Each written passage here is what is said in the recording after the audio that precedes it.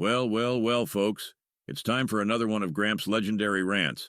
And today we're tackling a hot topic, veganism. Jesus Christ, can someone tell me what's the deal with all these fucking vegans? It's like a new species has invaded our culinary landscape, and I don't quite get it or like it. Back in my day, we didn't have all these fancy dietary labels. We just had good old-fashioned meals like steak, mashed potatoes, and deep-fried chicken lips. I mean, who could say no to a juicy steak? But now we've got vegans who wouldn't touch a burger with a 10-foot environmentally friendly meat-free pole. They've got their reasons, I suppose, but I just don't understand why they have to make it so fucking complicated and then try to shovel it down my throat. You know, when I think about all this vegan stuff, it reminds me of the good old diners we used to have. Back in the day, we'd walk into a diner and you'd get a hearty meal that could fill you up for days.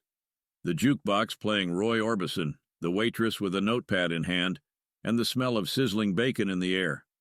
I'm getting meat sweats just thinking about it. Those were the days. Now it feels like the art of classic diners is disappearing. I miss the days when a deep-fried raccoon burger, fries, and a milkshake were all you needed for a satisfying meal. These vegans, they're missing out on the simple joys of life, the kind you can only find in a classic diner. It's enough to make an old man like me yearn for those greasy spoons where food was as comforting as a warm hug from your 600-pound Aunt Matilda. Now, let's talk about vegan food. It's like they're speaking a different language. Quinoa, kale, chia seeds. I don't even know how to pronounce half of these fucking things. Back in my day, we had simple ingredients. Lamb's balls, bull's nose, duck's ass, and tripe. And we liked it that way. But these vegans, they've turned mealtime into a vocabulary lesson. And then there's the vegan teacher. She's like the drill sergeant of veganism, isn't she? I mean, she's passionate about her cause, I'll give her that. And kind of a hot little minx, too, but I digress. Every time I see one of her videos, I just want to gouge out my eyeballs and cook them up with scrambled eggs. Maybe it's the way she sings, or maybe it's her commitment to ramming veganism down everyone's food hole. I tried saying quinoa once, and it came out sounding like I was casting a spell.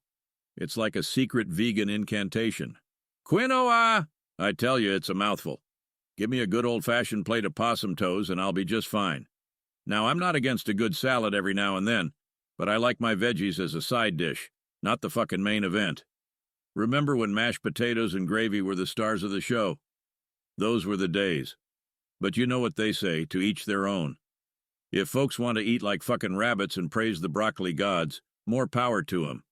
Just don't expect me to join the vegan parade. I'll be over here with my juicy black bear burger, living in the delicious past. And there you have it, folks, my take on veganism. It's a different world out there, and I may not understand it all, but that's okay. Life's too short not to enjoy a good steak every once in a while. If you had a good laugh, or maybe even learned a thing or two, don't forget to like and subscribe. Until next time, this is Gramps signing off saying, here's to the classics.